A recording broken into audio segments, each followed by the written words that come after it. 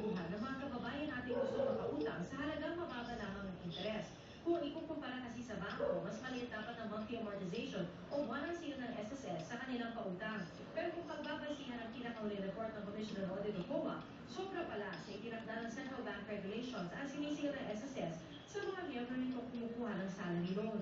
For the entire 2011, a loan amount of 15,795,067,100, we have computed an over-collection of advanced interest amounting to 788,841,815. 10% advance interest ang kinakaltas agad ng SSS sa pautang na binibigay nito sa mga miyembro. Bukod dito, may bawas din na interest sa monthly amortization at may service charge pa. Kaya sa halagang 24,000 pesos na pautang halimbawa, 3,600 pesos ang ikinakaltas sa SSS member. Sa kumpanya dapat nasa 2,579.47 pesos lang ito. Pero ayon sa SSS, wala naman silang nilalabag na patakaran sa kanilang komputasyon.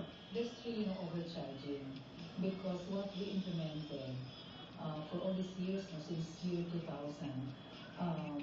was really based on approved guidelines. Different lending institutions charge differently. Iminaply ng COA sa SSS na yung kanila sa mga miyembro nito ang umulay sobrang singil sa pautang at baguhin na rin ang kanilang komputasyon. Masama sa pag-ibisa ng komputasyon ng SSS pero ang Meeting. sabi nilang Minsan ako. pag-ibigyan na silang refund ang halagang nasira nila sa mga miyembro nitong nangutang. PR Tanghel, nakatutok, 24 oras.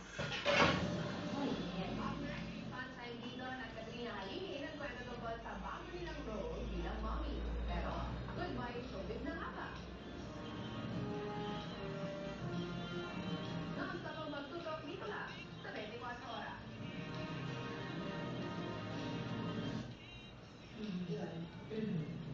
Nag-shop ka na lang ang champion. Dami ako manig sa bon, kung ito man yan, pagkatapos mo tayo, wala kang makikita puti-puti na sinasabi nila yung iwan mo.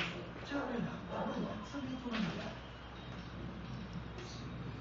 When you have a concert, Ay mas kilala bilang ano? A. Cybercrime law. B. RH bill. C. Sin tax. D. Helmet law. Piliin na A. Cybercrime law. B. RH bill. C. Sin tax. At D. Helmet law. Ano ang ating Republic Act 10054? There are 5 seconds now, sir. For 60,000. Go! Cybercrime law. Ilan sa tingin mo? 60,000.